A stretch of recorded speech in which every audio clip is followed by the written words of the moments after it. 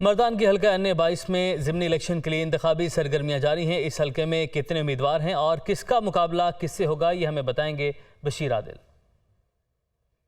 بالکل، حلقہ N22 میں الیکشن سرگرمیاں شروع ہو گئی ہے اور کل کے الیکشن کمیشن کے فیصلے کے بعد اس میں تیزی آئی ہے۔ یہاں پر اگر ہم بات کریں تو اس حلقے میں کل ووٹروں کی تعداد 4,71,000 سے زائد ہے۔ اس میں مردوں کی ووٹروں کی تعداد 2,63,000 ہے، جبکہ خواتین ووٹر کی تعداد 2,08,000 کے لگ بھگ ہے۔ اگر ہم بات کریں اس حلقے کے تو یہ تحصیلی تخمئی کا پورا علاقہ اس میں شامل ہے اور ساتھ ساتھ تحصیلی کارلنگ کے کچھ علاقے بھی اس حلقے میں شامل ہے۔ اگر ہم کہیں یا اس پر بات کریں کہ کون اس حلقے سے جیتے گا تو یہ ابھی 4 امیدواروں میں اصل مقابلہ عمران خان اور پی ڈی ایم کے امیدوار مولانا محمد قاسم کے درمیان ہوگا اور کافی کانٹے دار مقابلہ ہوگا۔ ماضی میں مولانا محمد قاسم نے یہ نشست 2 بار جیتی ہے، ان کے والد محترم بھی یہاں سے MNA رہ چکے ہیں۔ لوگوں کی نظریں اس حلقے پر مرکوز ہے، کون جیتے گا کون ہارے گا۔ یہ دلچسپ مقابلہ 16 اکتوبر کو ہوگا۔